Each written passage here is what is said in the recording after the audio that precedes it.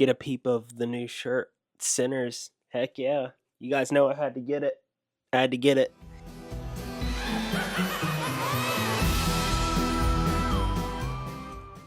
Hello and welcome back to the channel. I'm your grim grinning host Blake, and yes, I know I'm not in my usual spot where I film, and I know that every single time that I've been starting these videos for like the past couple of videos, I've had something different about the setup.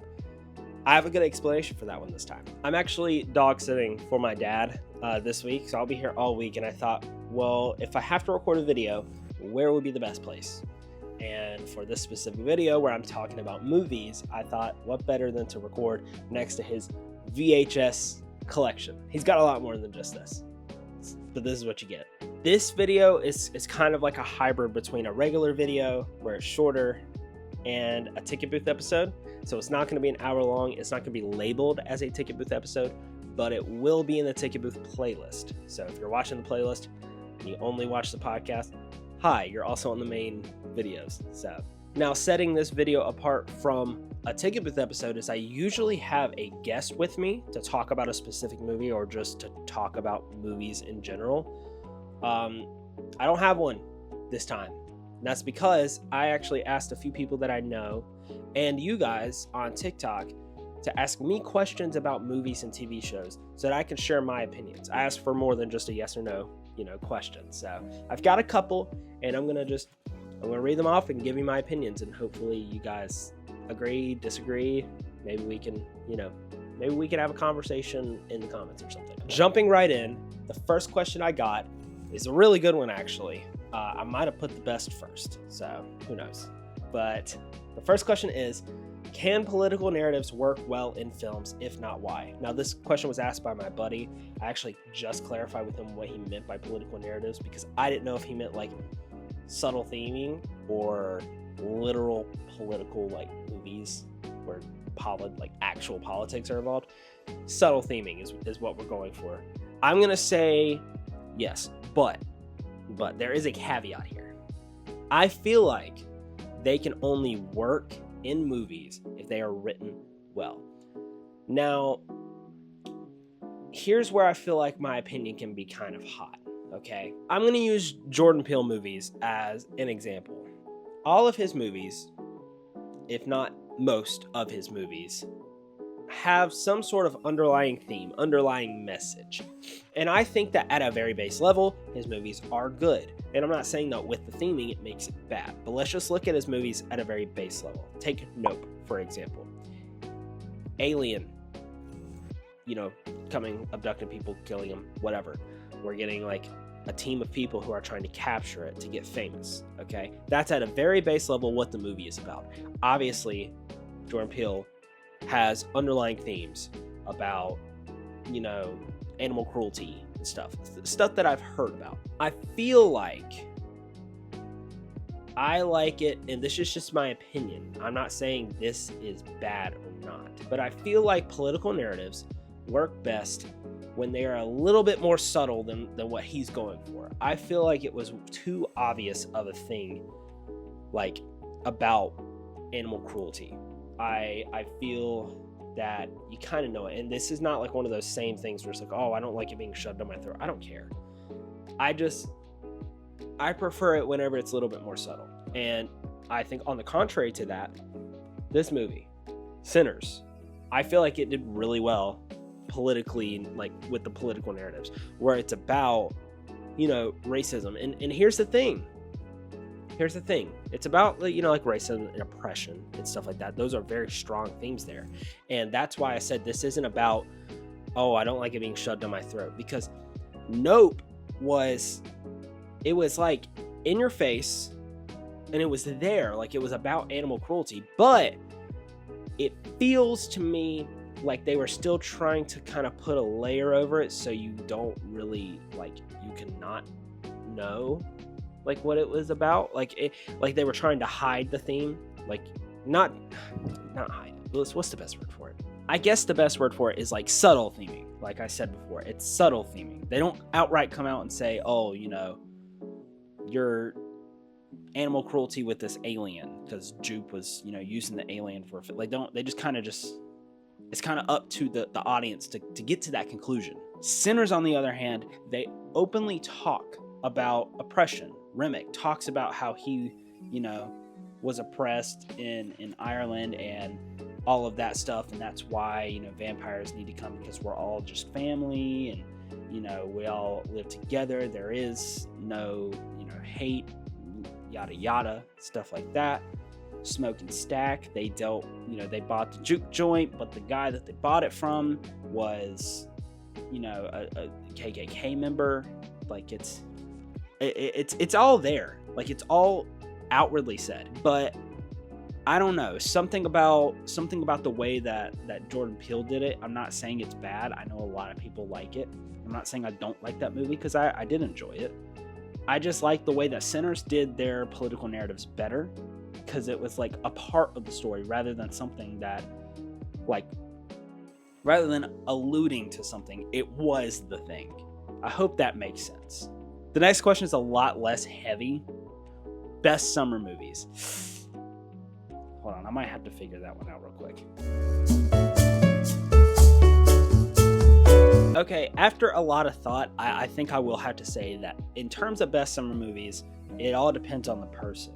As a kid, I would have told you like Teen Beach, and I think that those Disney movies still hold up.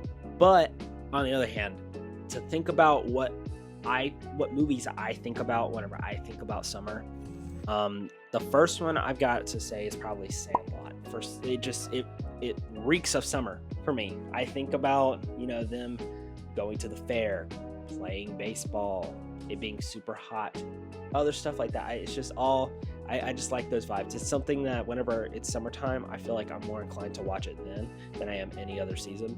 Not that you couldn't, it just feels that way to me. Other ones I would say, Jaws, for sure. Scary movie, scary, like makes you not want to go into the ocean. But it does feature a beach. It does, Amity Island, like it does feature that. So it does make you think of summer a little bit. This next one is a little like it doesn't really have much to do with summer. It just feels like a movie like Sandlot, where you can kind of watch it during summer and it feels best during summer, at least in my opinion. That's Karate Kid. I think that Karate Kid is a summer movie. Now, talking about the original, the very first one, I don't know. Maybe I'm just thinking about, him doing the pose at the beach. But yeah, it just feels like a summer movie to me. The next question is, if you could create your own Avengers, no matter what company the hero is from, who would you choose? Obviously, if there's no limits to the company, I feel oh gosh, that's a tough one, because there's a lot of answers here. There were 6 people in the original Avengers. First things first, in my Avengers, we're gonna go with Spider-Man. Duh. I gotta have Spider-Man. He might not be the strongest character in Marvel. You gotta keep him. Superman. Duh. Of course, gotta have Superman. I'm gonna even say Batman. We're gonna those 3: Superman, Spider-Man, and Batman. Okay. Who should go with my next 3? I'm gonna jump across DC and Marvel, and I'm gonna go for Image Comics. I'm gonna go for Adam Eve. I feel like the construct thing, that would be really helpful, especially paired with everything else. Now, I think that Superman on his own could just be the Avengers, but that we're here to make an Avengers, so we got 4 there. We need 2 more. We've got some pretty heavy hitters, so I feel like Superman, super strong. Constructs from Adam Eve, so that's, she's strong enough, she can, do anything. We have Spider-Man. I feel like aside from Superman, just him himself, comic relief, moral compass, all that stuff. Batman, super logical. Now, I feel like if we're gonna round out this team, we've got some pretty heavy hitters, some that, I'm just thinking about the fight. Maybe I got to think more than just fighting. And let's say they got to get some intel, they got to get, something secret. You would think spy-like. Now, I'm gonna blow your minds here, because the first thing you probably think of whenever I say spy is Black Widow, Hawkeye, Yelena Belova. But no, I'm actually going to go for Ant-Man. I feel like if they need information, Ant-Man shrinking down to his little ant size and sneaking around, let's say, hey, there's a guy in there, and for some reason, Superman can't hear them, or Superman can't see them through his x-ray vision, something blocking it, or Batman just is doing, so maybe he's busy as Bruce right now and he cannot immediately step away. We're going to shrink Ant-Man down. He's going to go in there and he's going to hear what's going on and be able to relay the information back.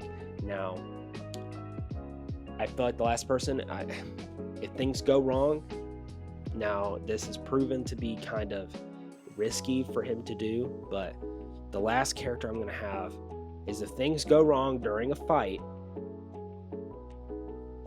we're just going to have Flash go back in time. So we're going to have Flash. So there we go. In zombie movies, do you like zombies that are smarter and can run, or traditional where they walk and they're a little bit more mindless?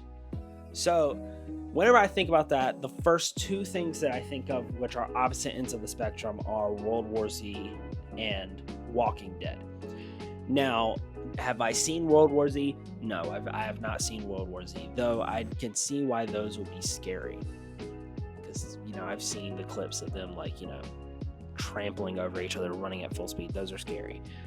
I think the fan of zombies, to me, as a fan of zombies, I think I've always got to go with the slow and mindless. I think there's an element to that apocalypse, style that is so compelling to me, where zombies are kind of a threat. Obviously, it's not as much of a threat as World War Z, because always a conversation to be had there. Me and Cam talk about, how non-threat zombies were at the end of The Walking Dead. They just not even a thing. But there's just something about the survival aspect to it, where you everything happens so fast and stuff, like World War Z. It's you don't really get to sit with the apocalypse and watch people survive, watch people build bases. Just oh my god, we got to survive because there's a tsunami of zombies chasing me. And with Walking Dead zombies, you get to see them settle down at the prison, settle down in Alexandria, build a community, and you get a lot of character development there, and I feel like I like that more. Now, I know some people probably prefer the different variations of zombies, and that I think it is cool to have a movie or two with those types of zombies. So maybe I'd go with both, but I think I do prefer slower and mindless. The next question is, what's the most fun you've had watching a movie in theaters? This is an easy question. Hands down, Spider-Man No Way Home. Just seeing Tobey Maguire and Andrew Garfield come out of those portals, and I was in a theater where people jumped up and cheered. Typically during a movie I want things to be quiet, but I feel like with a movie like No Way Home, it was a good experience because everybody was just super excited. You could feel the energy in there of just people being happy with this. It didn't feel like, oh, we're gonna go take our son to see Spider-Man and we don't know what's going on. It felt like everybody there was just happy to see their childhood Spider-Man on screen, regardless of if it was Andrew, Tobey, or Tom. This last question, I think I underestimated a little bit. I don't typically get super heavy in terms of things that I talk about on this channel, because I kind of want this channel to be a relief from reality for a little bit, fun. But I feel like this is an important question, and I kind of want to answer it. So the question is, if movies are a reflection of the world we live in, what do you think today's films say about us? And are we okay with that? It actually says, are you okay with that? But I said, are we? Because I kind of want to extend this question off to you guys as well. So if you guys want to chime in and put your answers down in the comments, go ahead and do that, because I'd like to have a conversation with you guys about that.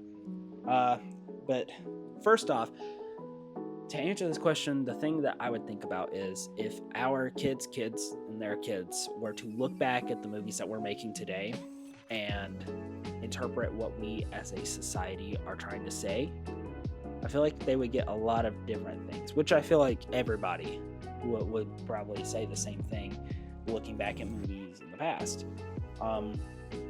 You've got movies like Sinners, that are trying to tell, a story through a theme that,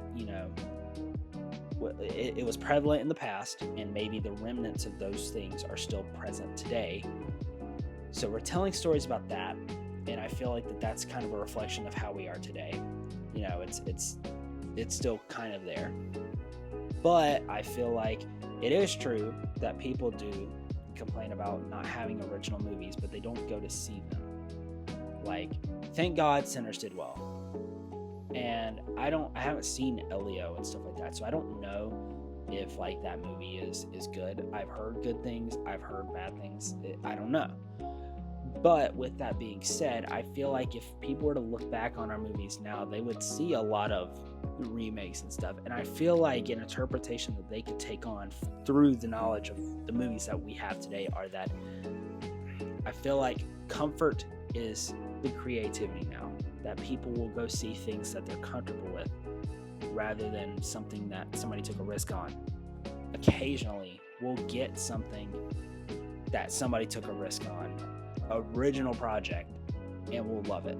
Again, I keep bringing this up a lot, but Sinners. With that being said, though, I do feel like horror fans, or just something within that kind of realm of creativity, would be the most open to original ideas, because I've seen a lot of horror movies that are original be, good, but we do still love our IPs. We do still love the Halloweens and the Friday the 13th and stuff. So I don't know, maybe that's just how I feel. I feel like there are issues in the world right now that I'm not going to get into right now, because that is not what we're here for. But I do feel like maybe the movies that we are making today do reflect those things, and that is something that somebody in the future could be looking back on and be like, wow, they're kind of going through it. Because another one that I think of off the top of my head is like Barbie. I feel like a lot of people misunderstood Barbie. I'm glad that I got to kind of share my opinions with you guys, and I feel like a lot of times I am talking about something else. And you guys do know me, but I feel like I can slowly start to kind of unravel who I am as a person a little bit more with every time that I make a video, kind of like this, where I share my opinion. And that's great. I want to get closer to you guys, and I do appreciate everybody who stuck around, who subscribed, who've liked and shared this around. I really do appreciate it. So I don't want you to go unnoticed. So thank you for that. If you would, while you're here, just go down and click the subscribe button if you guys do like what you see. And if you do like what you see, on top of that, you can go press the little bell notification so that you guys can get alerted when your Grim Grinning host, Grim Grinning posts. Again, we're sticking with that little tagline here. And while you're at it, as always, just click the like button. And it's not mandatory, but if you guys want to ask more questions, maybe for a future video, I might do this again, ask them in the comments, or answer one of these questions. Talk about whatever you want in the comments. And while you're at that, go ahead and share it with somebody who, has went to the movie theater in the past week. I'll be going to see Superman soon, so expect my thoughts on that. I will hop on that. I've been waiting for that movie for so long. But as always, I've been your Grim Grinning host, Blake, and I appreciate you guys watching the video. So I'll see you guys in the next one. Thank you.